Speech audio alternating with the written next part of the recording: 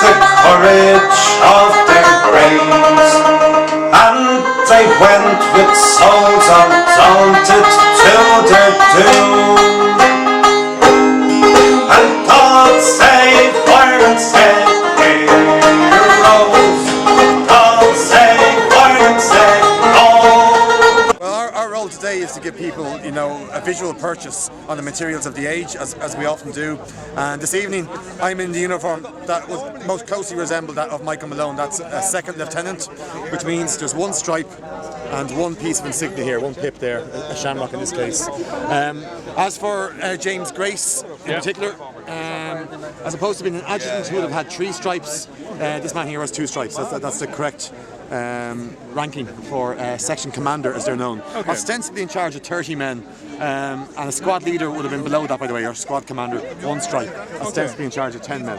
Okay. So those are the 2 tunics, that would have been appropriate to the 2 men's ranks.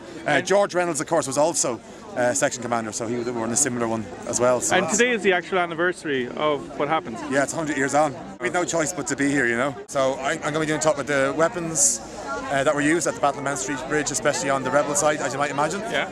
And we're also going to look at the uniforms in some detail, just to explain them.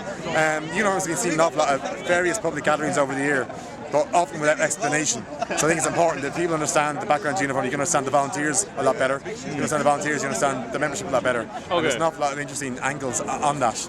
At Mount Street Bridge as well, it's important to note that there was, civilian nurses involved in the action, and Niamh here is representing a civilian nurse who famously took part in the action. She can tell you about that herself. No problem. Yeah, I'm representing a local girl called Louisa Nolan. She was the daughter of an RAC man. She wasn't a nurse herself, but her 2 sisters were nurses in London, so she probably knew a little bit about first aid. Sure. So she ran out during the temporary ceasefire between Malone's group of volunteers and the British to help the wounded soldiers. Very good. A really brave thing to do for a young girl, and so that's what I'm representing today. Would you like to talk about your uniform at all, or what you're wearing?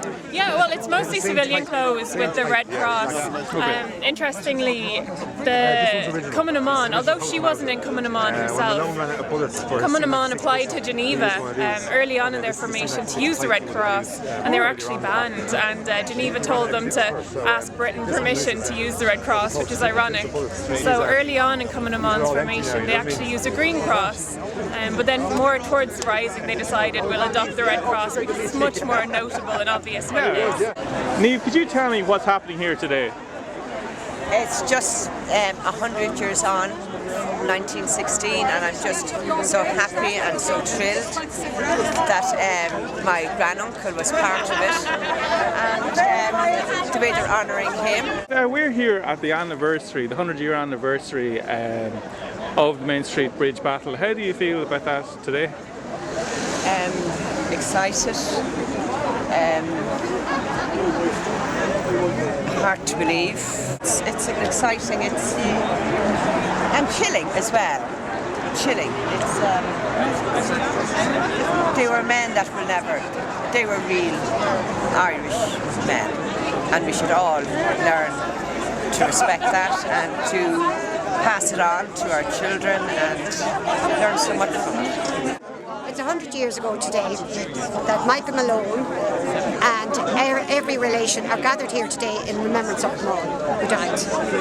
And How do you feel about that? Or? I feel sad and honoured at the same time, because the war, well, only for today it wouldn't be what it is, but it's like everything, no one won as such. What do you mean by that? It's like young, old brothers fighting against brothers, that kind of thing. Family get together on the death of the 100th anniversary of the death of Michael Malone, who's related to these people here through mostly his sisters. His 2 sisters, Breed and Anya Malone.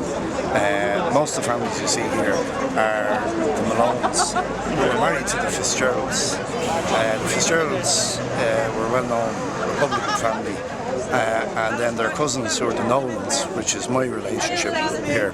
The Nolans were first cousins of the Fitzgeralds. The Fitzgeralds married the Malones, and that's how they're all related.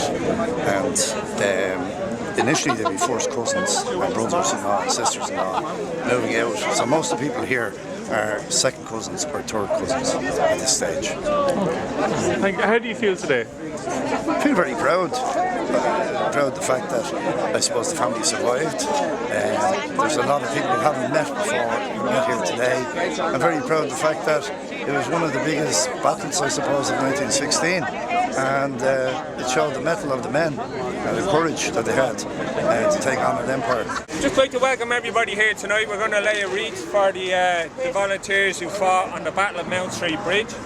Tomorrow we'll do the wreath laying first. The local Paddy Keeley is going to lay the wreath in memory of all those who fought and defended Mount Street Bridge in 1916. Yeah. Hey there, Pat. Hello, Pat. Thanks for everybody for turning up, by the way, as well. Fair play to everybody. Now we know everybody is proud. There's plenty of proud people here, family, and you have every right to be proud of what the volunteers and their ancestors did. But proud to be Irish is a saying everybody uses, and they use it an awful lot. But I think it should be changed to we're privileged to be Irish, and we really are, and we owe that privilege to the volunteers who fought in 1916.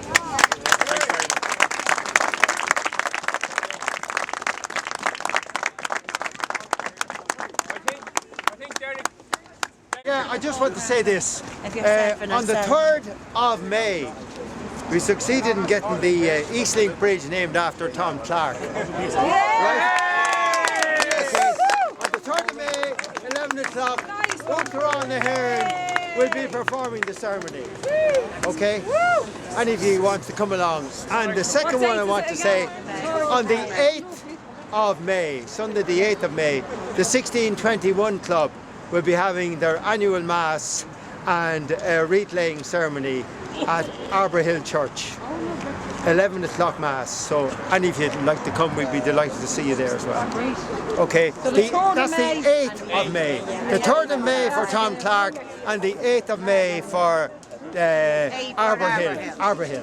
Okay, listen, it's brilliant to have everybody here. This is a grassroots thing. We didn't need anybody to make us come here or tell us that we should. This, as I said, this is ordinary people, the same as most of the volunteers who fought that week, and particularly the volunteers, ordinary people who held this area here against impossible odds. Around the crow of walls, still the courage proud and bold.